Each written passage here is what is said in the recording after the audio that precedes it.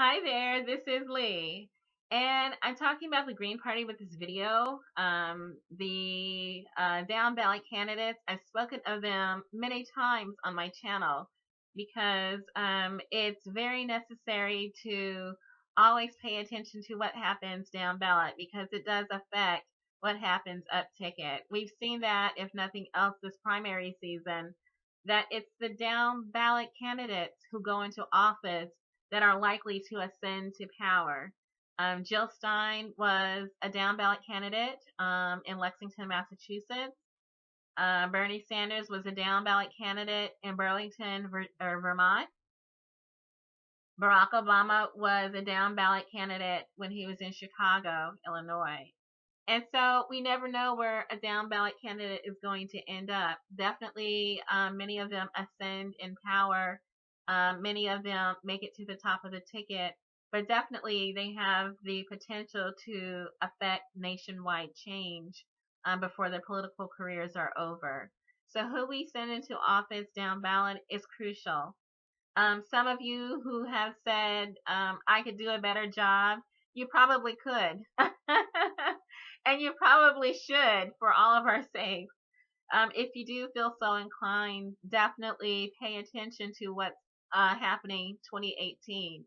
What we do in this election season is the run up to what happens in 2018. Too often, the midterm elections are under the radar, and then a lot of things slip in under the radar. We never want to lose sight of what's happening. If you're progressive, then definitely it's important to send progressives into office down ballot.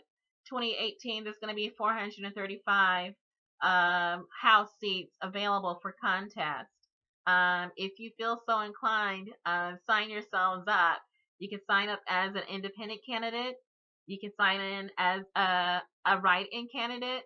You can sign in as a socialist candidate. You can sign in as a progressive Green Party candidate.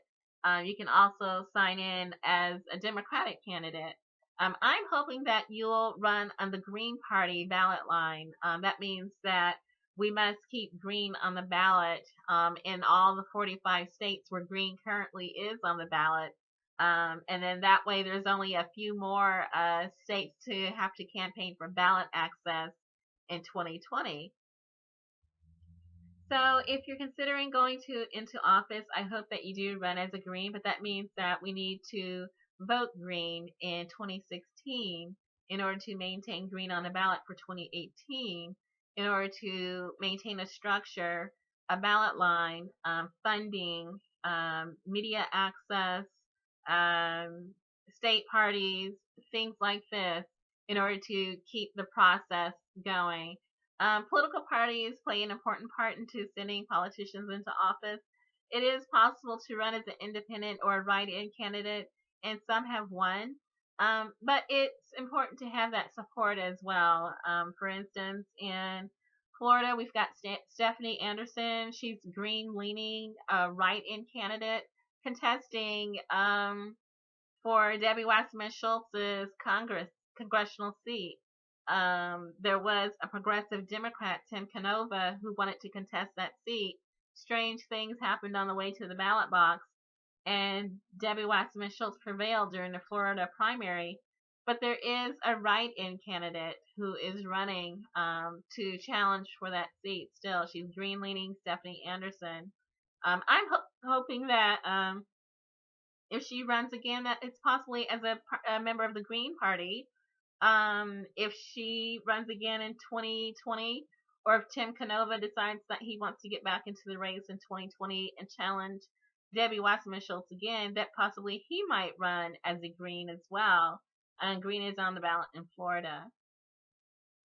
And so Jill Stein is also paying attention to her down ballot candidates. She was a down ballot candidate. She held a local office in Lexington, Massachusetts, and now she is actively campaigning for her down ballot candidates running on the Green Party ballot line. They're in at least 17 to 18 states. There is about 47 Greens running for office in the state of Texas, and they're running for everything from sheriff to justice of the peace to U.S. House to State House, U.S. Senate to State Senate, mayor, all sorts of candidates running for office as Greens in the state of Texas. There's about 33 on the ballot in Michigan. I've done about 2 or 3 shows about the Michigan Greens. They rose as a direct response to what happened to the drinking water in Flint, Michigan. It's just a disaster. There's still lead in the water. It's still not safe to drink. And the fact that the 2 major parties in Michigan, the Democratic Party and the Republican Party, allowed this to happen, allowed the children to be poisoned by lead, an entire generation of children in Michigan poisoned by lead. That's irreversible.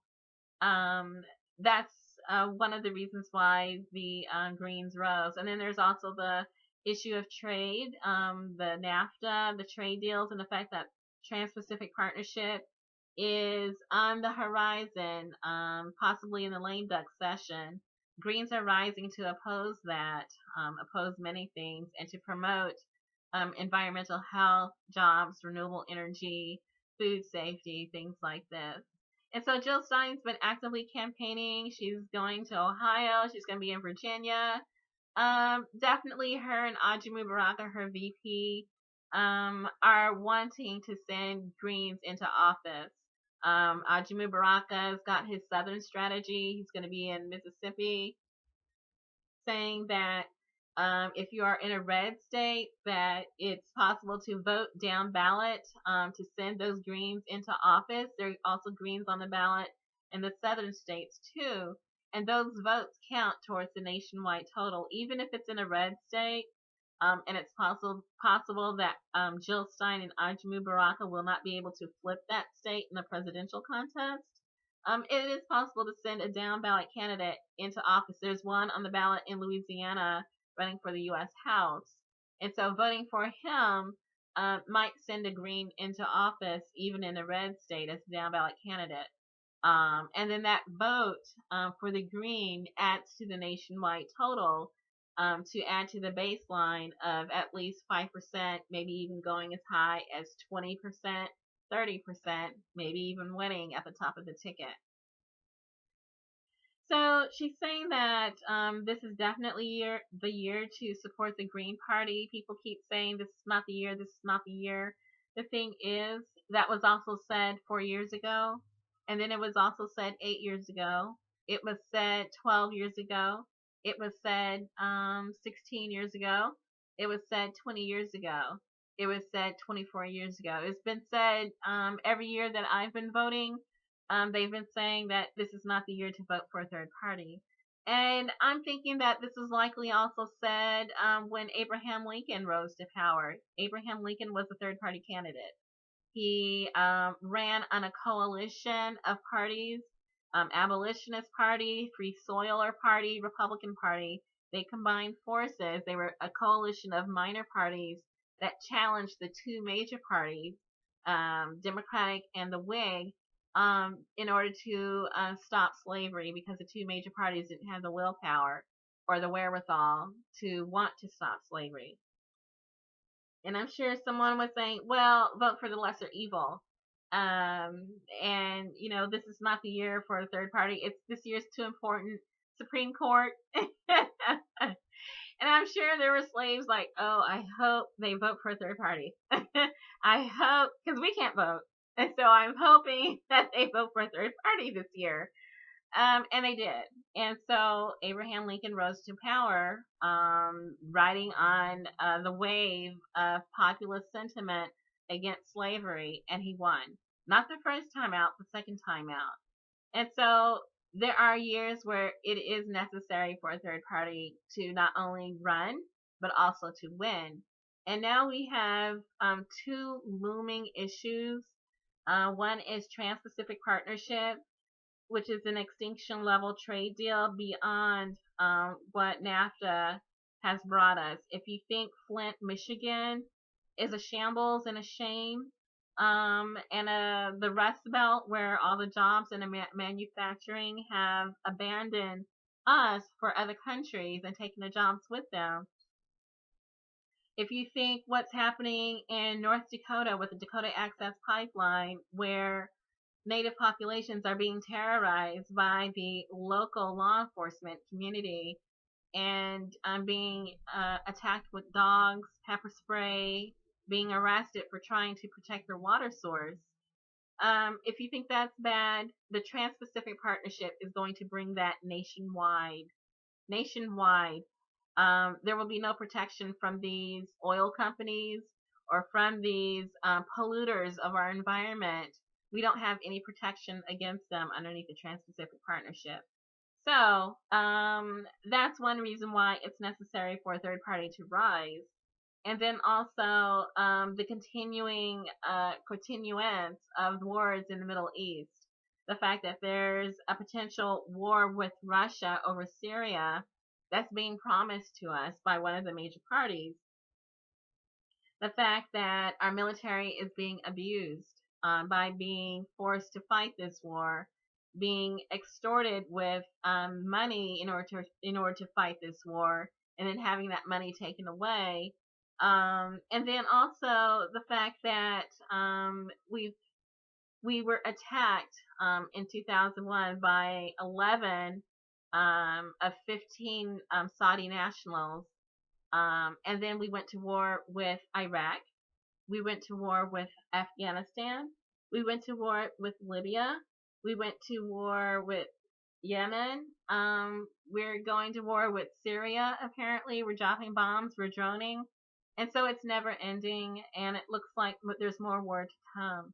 And so voting for the Green Party, which is a peace party, people, planet, peace, the fact that they want to use our military to protect U.S. interests only, not as the world's policemen, going and starting wars, agitating for wars, arming overseas, and then going to fight these people that we're selling uranium to, apparently. A vote for the Green Party is a vote against all that. A vote for the Green Party is a vote for putting people first. And so voting for these down ballot candidates, that's a way to support the Green Party, sending them into office, hopefully, adding to the nationwide Green Party vote total, keeping green on the ballot for those who want to run for office themselves in 2018. There's always a time to vote for a third party, and so voting for the Greens is voting to invest your vote into a party that's progressive. And so they're saying that they've been having volunteers, they've been having funding, they're getting polling. The polls have kind of shown that the Greens are at 1% to 2%. But there's been oversampling that WikiLeaks has revealed to us that the Democratic Party has oversampled, and perhaps those samples have been making it into mainstream media that WikiLeaks has also shown us has been colluding with the Democratic Party.